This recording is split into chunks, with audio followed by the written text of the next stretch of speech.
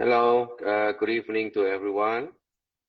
Well, thank you for joining this webinar.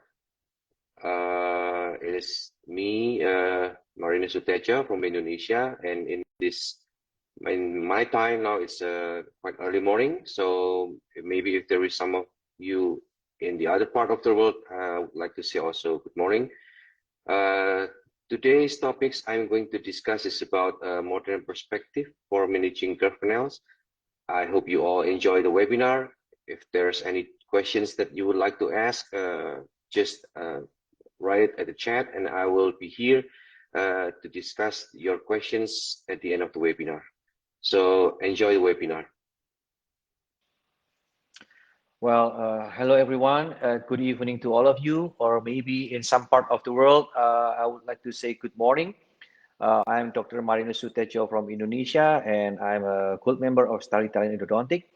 And it's been a pleasure that this time I will be able to share with all of you about endodontic topics in this short webinar. And today I'm going to bring the modern perspective for managing the curve canals. If we are talking about root canal, it means we are talking about the endodontic treatment in the big picture. And the main objective of the endodontic treatment is to prevent and, when required, to cure pulp and periopical diseases. Like in this case of mine, you see there is a periopical lesions in the mesial and also in the distal root. And my purpose of doing endodontic treatment, of course, is to cure this lesion. And after 1 year follow-up, you can see now the lesions is healing. It means that we can cure these periopical diseases. Also, like in this case, you can see there is a big lesions on the distal root. And after I did my endodontic treatment and then I did my follow-ups for 2 years, now the lesions is also healing. So why this is actually important? We all know if there is periopical diseases, it means must be a source, because periopical diseases, it means there's a sign of infections. And we all know that this source or this main problem, it is the bacteria that lying down inside our root canals. So how we can eliminate this bacteria, it's very important, because bacteria is always be the main cause of our problems. There is a very good journal that has been published in IAG in 2001 by, of course, we all know who is Jose Siguera. What he said is that although we can say that non-microbial factor can be also implicated as the cause of endodontic failure, but no doubt that the main cause of endodontic failure is persistence or the secondary infections. And if we can read the infections, it means we all know if there is infections, of course, there is bacteria that cause the infection. This is also a very good case report that has been published in GOE in 2012, that it always reminds of us that the problem in endodontic treatment is always be the bacteria. This case, you can see there is a big lesions on the interior teeth, and after doing the endodontic treatment, the author 2 years later made a follow-up, and the follow-up was great. And this can be long-lasting until 9 years, but at 12 years, the lesions coming back. So after doing the electron microscope examinations, the result showed that the longitudinal sections of the apical root specimen revealing there is a heavy infections on the tubulus dentins that's surrounding the lateral canal. There are not any other area that has been found infected by the bacteria. So the bacteria is only located in the lateral canals of this case. And we all know the problem of this case, it's caused by the bacteria. There is a persistence inside the intraradicular. That is the most reasonable explanations for the problem of this case. So we all know, after we know that the bacteria is the main cause, we also know that this bacteria was inside our root canal. But the problem, our root canal is always been a systems. It means there is complexity, there is some challenge inside, there is some connectivities, like you can see here. There is a, this is the image that has been also published by Dr. Hess in his journal, that we can see all this connectivity and all this complexity inside our root canal systems. So we know locating this, shaping, and doing the disinfections is always a challenge. And our inability to recognize this, you know, and we all know, it will be the major cause of the failure. because if we are not enabled to recognize this bacteria or these systems inside the root canal, so there a big chance that this bacteria still can cause a persistent infections. This is a very nice study by Iqbal in 2016 that the most responsible factors for the endodontic failure that is related to the in our inability to recognize the systems. It is actually the numbers is over 60%. Untreated canals, it means we are not treating the canals, unfilled or missed canal, and the underfilled. If we are combine this, it means we have 63% cause of endodontic failure that is related to our inability to recognize all these systems. But the most interesting part, from this 63%, the highest cause is because the underfill. So it means we can find the canals, but we cannot able to reach into its length because there will be some problem. And from the definitions of the underfill itself, underfill root canal means that we fail to fill the circumference of the apical foramen in one or more dimensions up to its length. It means we are leaving some voids, or maybe we are leaving some area or some space that still can be a problem of recontaminations or the persistence of infections. And what is actually one of the factor of this underfill? We know there are some factors that can cause the underfill problems, but today I'm going to discuss with all of you one of the factors that can affect in these underfill situations is always an anatomical challenge. And this anatomical challenge is could be the complexity of its root canal. And the most challenge that we deal is the curvature. If we are talking a curvature of a curved canals, there are three types of this curvature. First is the curvature on the coronal third or in the middle third and the apical third curvature. So depending on the locations, we can see in this case, this is a coronal third curvature. If you can see the curvature was laid down on the coronal third, you can see from here, it's directly curved over there. And this is also a case of the middle third curvature, that the curvature start at the middle part of the root canal.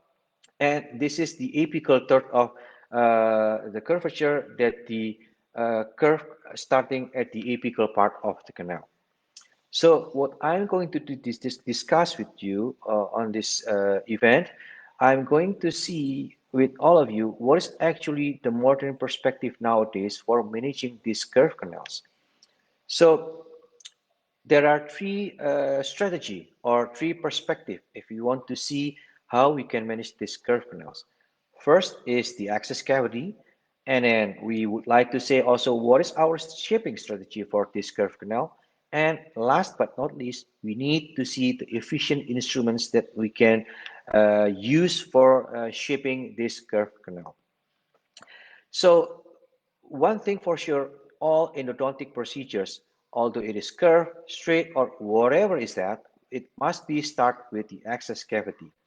And we know the success of the endodontic treatment depends entirely on this access cavity. Because if we do our executions in a good way, it means it will be simplified our procedure. It will make us works in more predictable outcome if we are creating a good access cavity. And we all know that what has been taught as a basic and many years that we are recommended to do a straight line access cavity. In this case, we will be able to have a very good visibility. We will have a good enough space to our instruments to do some maneuverability inside the root canal if there is some curvature. But we cannot argue that in this modern era in which minimally invasive has been widely spread into all of field in dentistry, not to mention also in endodontic, we know that by the literature or the by evidence, we have suggestions that the more dentin we have, of course, the higher the fracture resistance and the higher of the retentions of the tooth to be able to survive quite long-term years that we need to have in our endodontic treatment. Therefore, in this modern era, what this Clark Academy said in 2010, the modern endodontic access cavity It means that we need to maintain our tooth structure as much as practical and not as much as possible. But in this modern endodontic access cavity that has been introduced by Clark and Academy, that we need still to remove the pulp chamber roof completely. The access is still wide enough, but we need to preserve and protect the pericervical dentin structures. And why we need to preserve this PCD area? Because we know and we consider that this area is the most susceptible area that can withstand the occlusal force and increase the fracture strength of the tooth. And where is this area? It is at the 4 millimeter above and 4 millimeter below the crestal bone. So now we know we need to create a good access cavity. By mean good access cavity, it is that we remove the pulp chamber, the roof of the pulp chamber completely. We will have a good visibility into the pulp chamber. But in the other hand, we need to maintain our dentinal tooth structure as much as practical. By mean as much as practical that we need to maintain this very cervical dentin area that lay down 4 millimeter below and 4 millimeter above the crestal bone, in which area I mentioned in this area. So what I did previously with access cavity, for example, like this, nowadays in this modern era, we need to make not this kind of access because we know we are removing the pericervical dentin in this mesial area, but we need to maintain our pericervical dentin area as much as practical.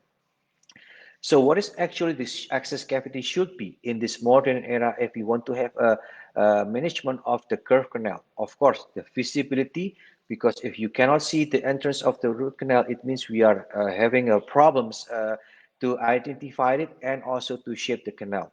Of course, secondly, the maneuverability, because we know we need not just to have a visibility, but we need to have a good space in order to have a good maneuverability of the instruments to have less error or less accident while we do shape our curve canal. And by mean, this is also straight line access, and we still have a good infection control, and not to mention dentin preservations. And last but not least, it still could be a good functionality of this tooth. But nowadays, people are taking it too much in this modern era. What about the ninja access that we always often see in this social media era? Well, actually, the aim of the ninja access is quite noble because they aim to preserve as much as possible the sound dentinal tissue as to increase the fracture strength resistance of the endodontically treated teeth. But I would like to see that what the aim is to increase the fracture strength. Well, actually, by evidence, many evidence that has been published through the journals said that actually between the traditional and the contracted access, there is not significantly increases in fracture strength. Although the numbers, as you can see, it is not the same, but it's not significantly increasing the fracture strength.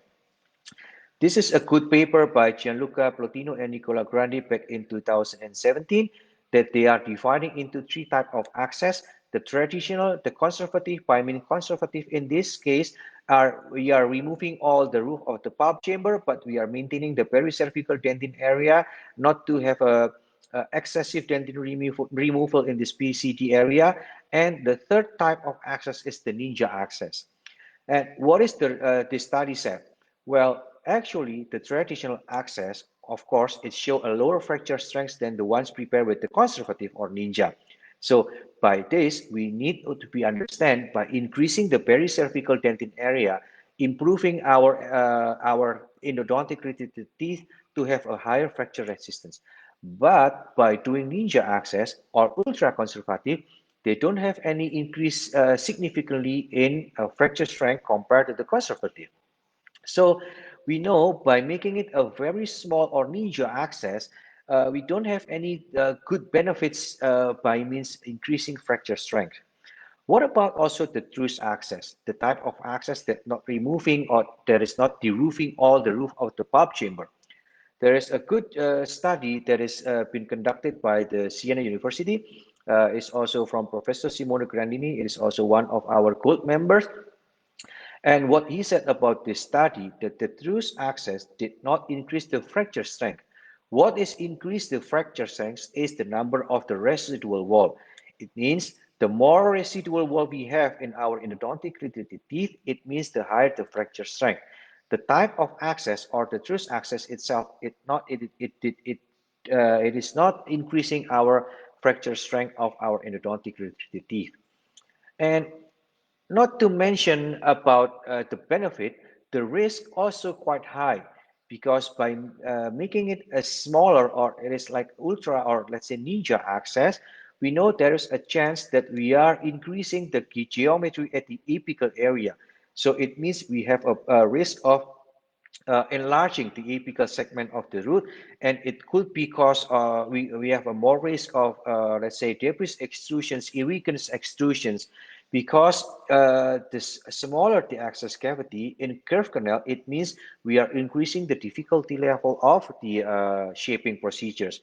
We might need to go back and forth with our instruments. We might need to remove on this some certain area in order our instruments can go into our working length. So it is understandable that maintaining a very small access cavity, it will increase the difficulty level of our shaping protocols. And by means increasing the difficulty level, we know that there is could be a risk of ledge. There's a good paper in 2007 that it is quite surprising that the ledge formations, the two main cause of this ledge is not related into our shaping or our instrumentations protocol, but the ledge formations, the main cause is this due to not extending our access cavity sufficiently. It means that we are not having a good space for our instrument maneuverability, and by that we are increasing the risk of ledge. And also by doing a small access cavity like this truss access, it means we are lowering the cyclic fatigue resistance of the file, because you know the file will work in this way and not in this way. It means we are having a big risk of having a separate instruments. So in curve canal, how we manage our access cavity, it's very important. Of course, in this era, we need to make a small access cavity. By means small, I means that we need to try to maintain the pericervical dentin area as much as practical and removing all the roof of the pulp chamber. But we also need to understand if this small access can cause us a good vision, a good scouting, and creating a good glide path in the curve canal, it means we can maintain with this size of small access cavity. But if doing small access cavity in this curve canal, we don't have good visibility and we are having difficulty to create a glide path that is most important in managing the curve canal. So it means you are not allowed, or we are not allowed to do with this small type of access cavity. We need to make it bigger until these three purpose of access cavity we have in a good and safe way, then you can continue with root canal shaping. So for example, like in this case, there are complexity in this case. It's not just curve at the coronal 1/3, but it's also a mandibular premolar with 3 canals, and it's a very small entrance. So what we need to manage this, we need to create our access cavity with our high speed burr to create our direct penetrations, and we need to enlarge it. Let's say we enlarge this distally. In order with distally, we can remove this part and we can introduce our files goes into the working length. And this is the functions of access cavity. By having a good visibility, it means we can identify the entrance of the orifices by creating a good space to have a maneuverability so our instruments can not just identify it, but how our instruments can go safely into the working length and reach the apical part of the tooth without any resistance at the coronal area in this area. So after finding the distal canal, so we need to find this mesial canal. So we know that the mesial canal is hidden lie down under this wall. So it means in order to find this, we need to again to adapt with this type of access cavity. But this time, I will not going to use my high-speed burr. I'm going to use my ultrasonic tip, so I can control, I can have my good visibility, and I can adjust the aggressivity of this tip to make a good refining of the access cavity. And I'm going to extend it, my ultrasonic tip, into the mesial wall, so I will have a good adequate access cavity space that I will be able to identify all these three canals. I can identify, I can shape. As you can see, there is three canals: mesiobuccal, distal buccal, and the lingual canals. And after this, I can do my obturations. I can manage my obturations material. I can have my good cleaning. I can have my good visibility to clean and to follow with my restorations.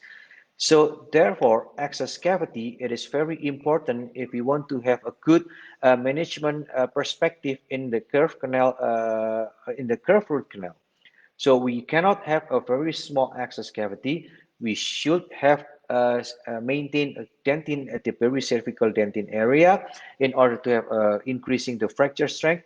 But of course, on the other hand, we cannot have as small as possible because it will be jeopardizing our root canal shaping protocols.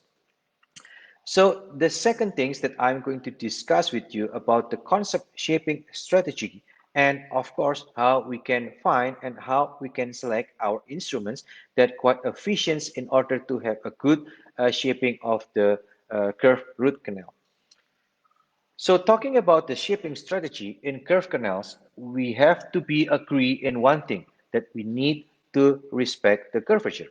What I mean by respect the curvature, for example, in this case, usually if we want to shape in these curve canals, what we are thinking that we want to arrive as soon as possible with our instruments into the working length. We know that it is quite dangerous, and sometimes in the case it is quite also impossible.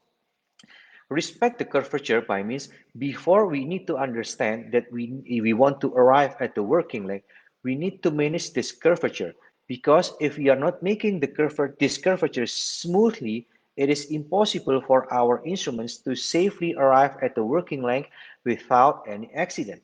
So by mean respect the curvature, we need to enlarge our coronal portions of the canal. It means if we are doing this enlargement, it means we are removing of the coronal interference at the coronal part, so our instruments can go into the curvature, and we should maintain this smoothness of the curvature before we go down into the apical area. Because usually I saw from this managing curve canals that ending up with a failure, usually we want to go as soon as possible to arrive at the working length, which is it is quite impossible in this scenario. So by having a good access cavity and doing enlargement of the coronal two-thirds, it is necessary to reduce the coronal interference and make our instruments can go into the apical one-third. Because by removing at the coronal part of the root canal, we are creating a sufficient space for our instrument, and at the same time, it will reduce the taper lock cost of our instruments, because it will allow the tip of our rotary instruments can safely go into the apical area of our working length. And then after the strategy of having a good access, remove the coronal two-thirds of the curvature and respecting the curvature area.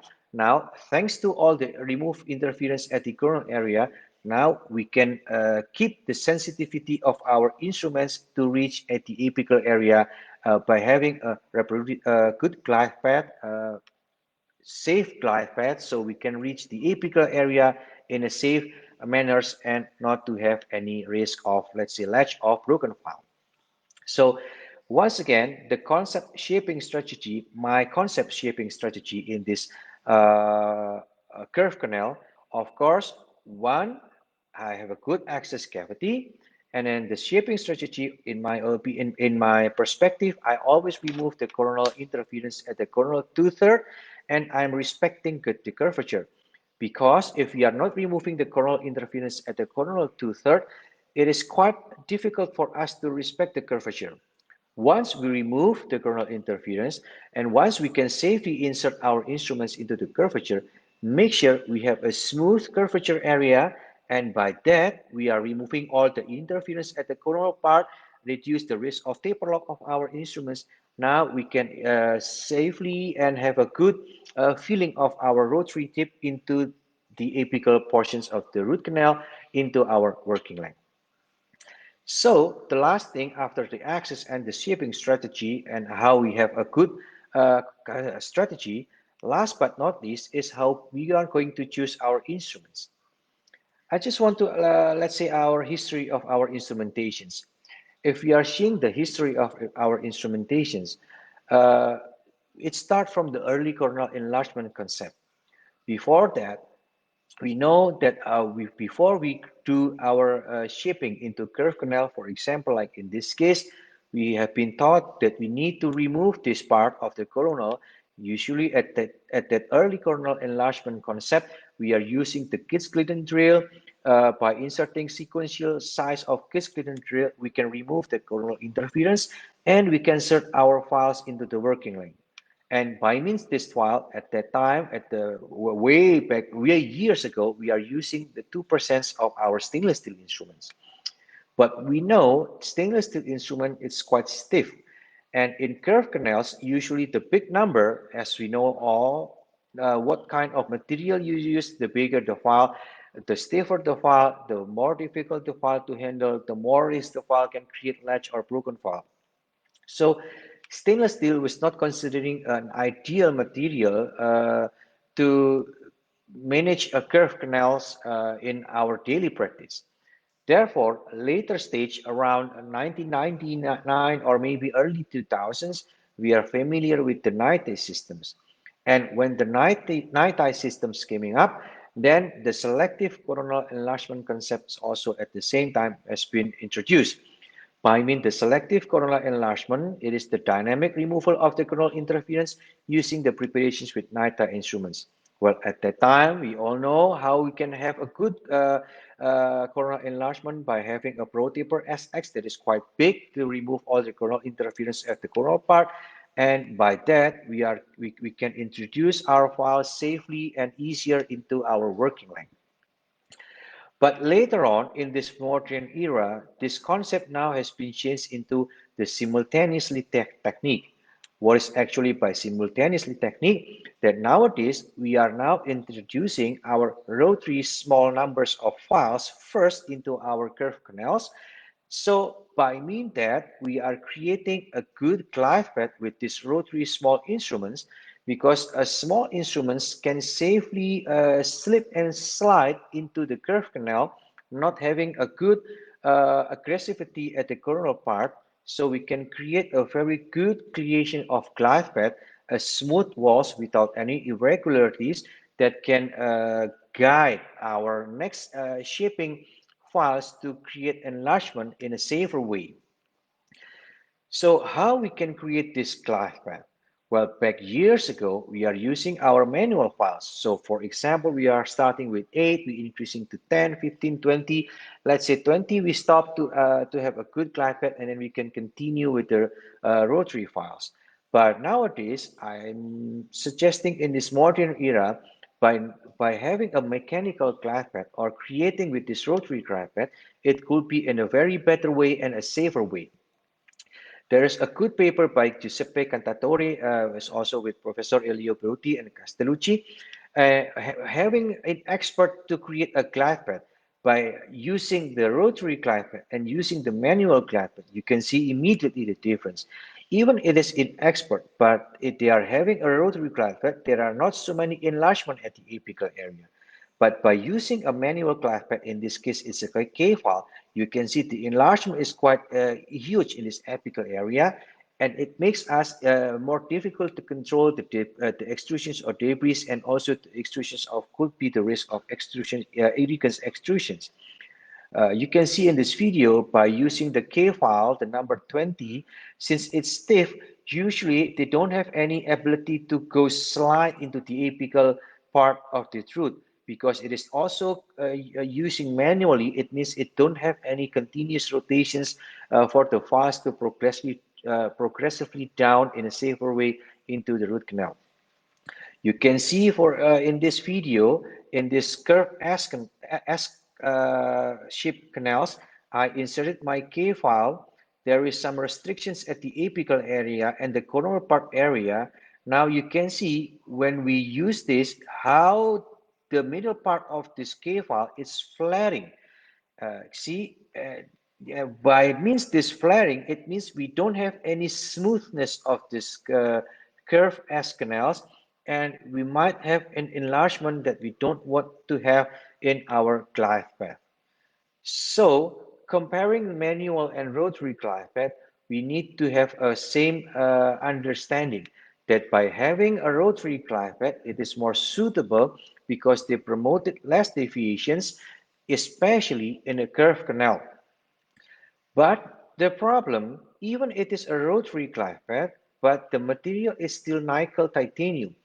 And what is not so good about the nickel titanium material, they have properties that we know all that the disadvantage of the nickel titanium, they have a memory chips. What it means by memory chips, once for like in this video, once you curve these night systems, although it can curve like this, but when you remove this, it will go straight into its original shape because it has a memory chips. So imagine if you have these curve canals. If you have these curve canals and you start to shaping, although this instrument looks like it's curved, but they want to go straight. It means there is a tension and compression in this part, and less than 15 seconds, these files will break. So we know this NiTi, although it's good, it's have a good flexibility, it has safe to have a good reproducible glide path comparing to the manual. But at the same time, it also has a risk because we know the NiTi has the properties of a memory chips. And for example, in this S shape, if you want to use this NiTi, you cannot do it and repeat these files repeatedly because will be a changing and a flaring of this root canal. For example, if you try to repeat it, remember this is a NiTi, even though it is a S shape and it can bend into the S shape, but if you remove insert it repeatedly, they want to go straight again. So it means that the root canal now has been destroyed completely, not to have a good S shape, but it changed into the J shape. So, efficient equipment in this modern perspective, how the technology also help us to manage this curve canal. By having a material of heat-treated nickel titanium, now we can eliminate these systems. We know there are two phases if we have there are two phases that we have in our nickel titanium. There is austenite phase and there is a martensite phase. And this phase can changing because of the temperature. So what nowadays we have is the memory wire of files that by doing heat treatment in this nickel titanium, we can remove the disadvantages of the NiTi and we can improve the cyclic fatigue of this material up to 4%, 4 times better comparing to regular NiTi. It means that now by having this material, for example, this is the F1 from Fanta, it's memory control memory wire. You can see here they don't have any properties to go into the straight back positions. You can make it curve like this and it will stay in these positions.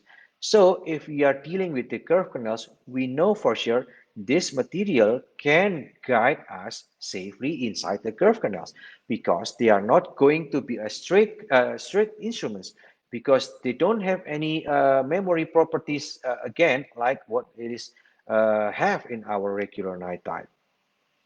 So how I create my glide path using the rotary, this is the F1 with the tip of 13 with the taper of 3%, and this is also a memory wire instruments that I know that I don't have any memories properties that this file will be able to safely goes into the apical area into my working length without any possibility to have a straight back and to have creating a ledge.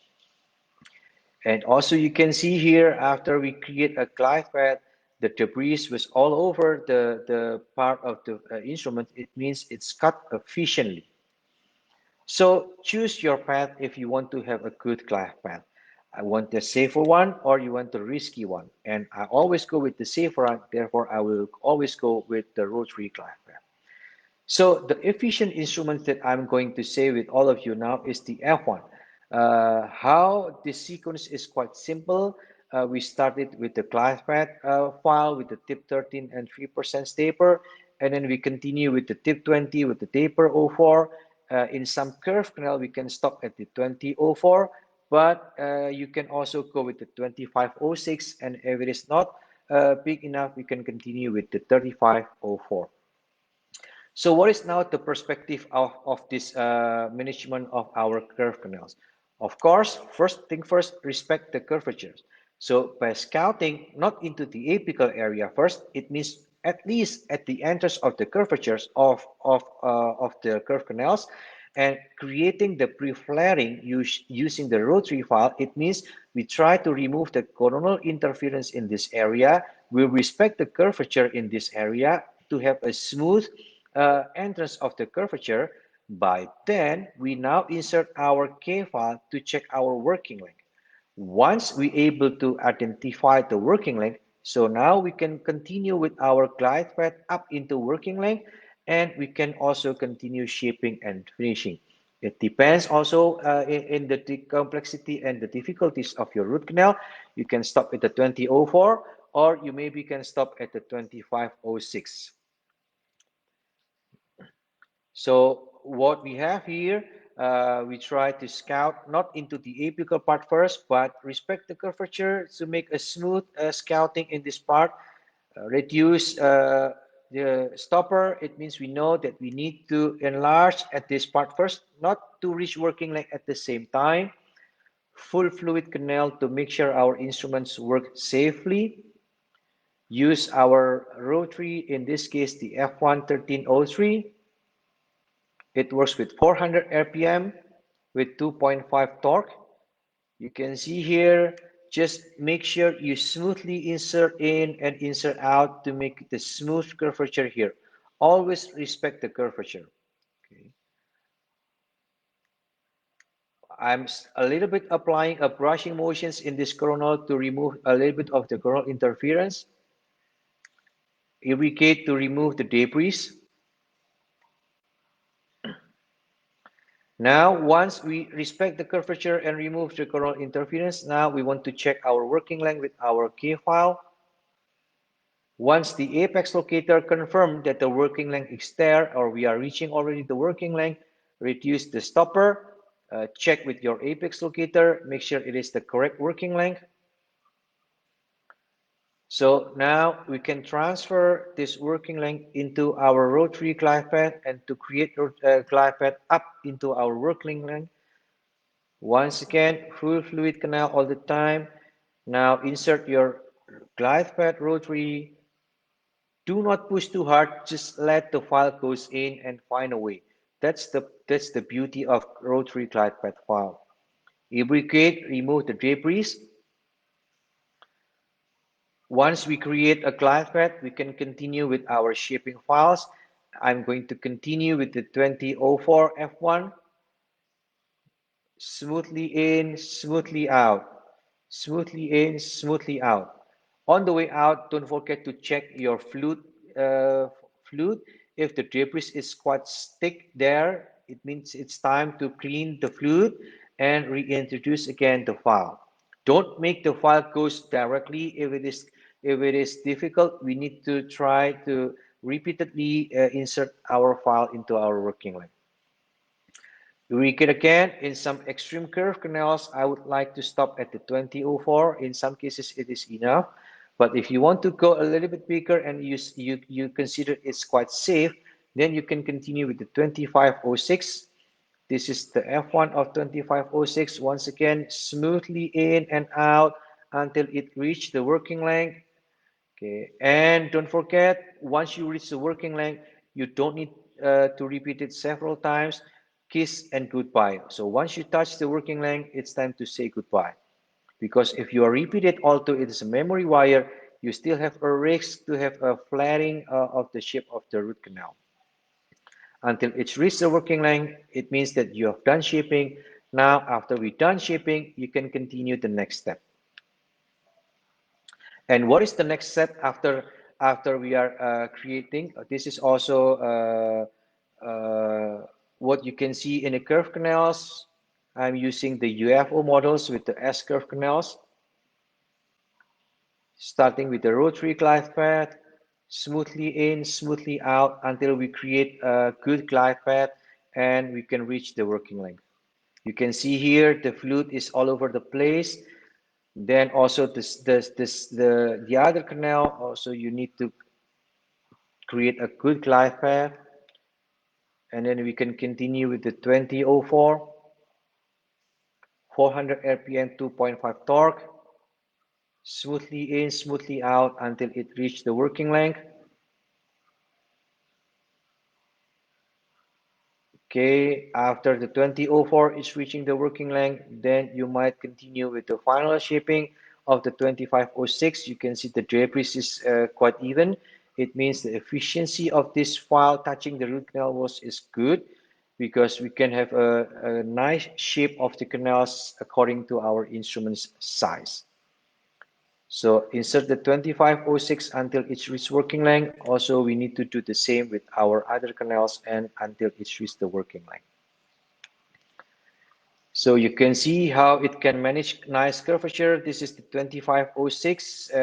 This is the 2004. You can see it's bent nicely and it has any problems with this type of material. So once we create our shipping protocols, we need check with our K file. And by means we check with our K file, as I'm going to use my apex locator again to make sure that we have been shaped our root canal up into the working area. Okay, make sure that we have confirm with our apex locator up into our working length until we heard the sound of our apex locator reaching the correct working length. So after that, we can be continuing our disinfections protocol and we can continue our obturations. So this is also a case of mine that is quite curved on the lower third molar. After shaping, creating access and shaping, there are three canals, and this is after confirming the working length, and this is after obturating, and this is the final X-ray, and this is the 2 years follow-up. You can still see it's still nicely curved. This is an S shape, and this is also everything was okay, and the lesions also healing. So what is actually the modern perspective for this managing curve canal? Of course, good access cavity is always be the number one procedure. Always respect the curvature, create a good glide path in which good glide path rotary is superior than manual, and always choose a good efficient instrumentations. So thank you very much for your attentions. I'm not going to have a more time of you. So if there is any questions that you would like to ask, I will be more than happy to answer. And also you can check our website in Pop Dentistry and also in our Instagram and our Facebook for any case sharing from our members and from our followers. So thank you once again. Have a good night.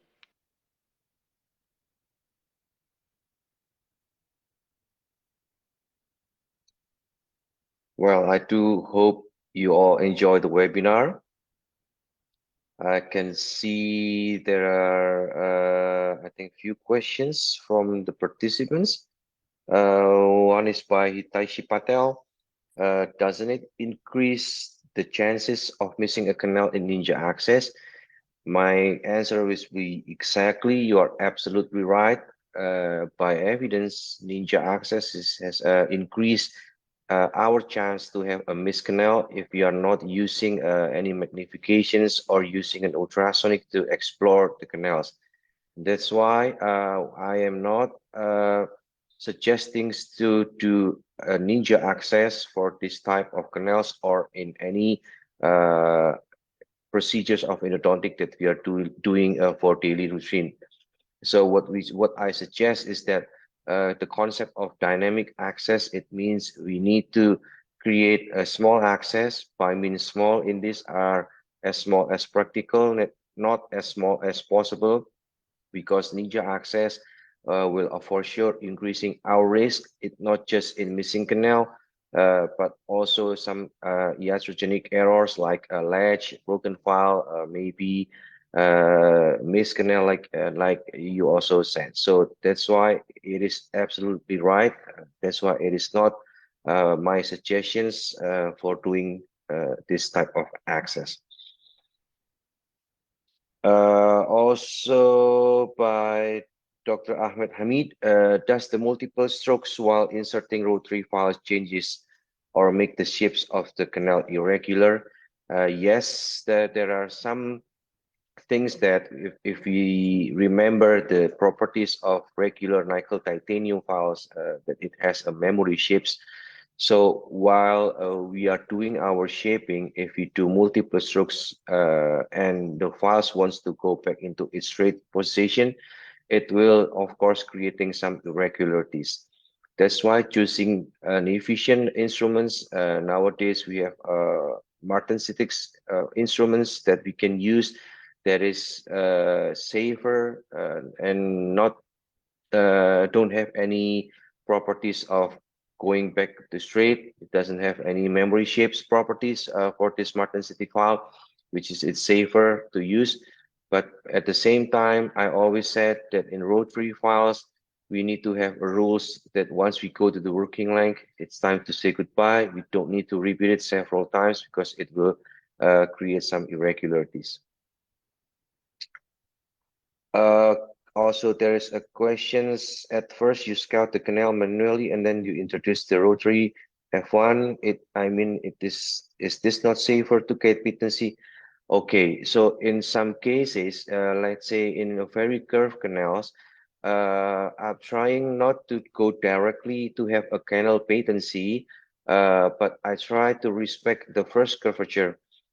If the curvature only, let's say, one curvature and not a double S-shaped curve, which just has two curvature, I might go directly into my working length using a scouting with my small files.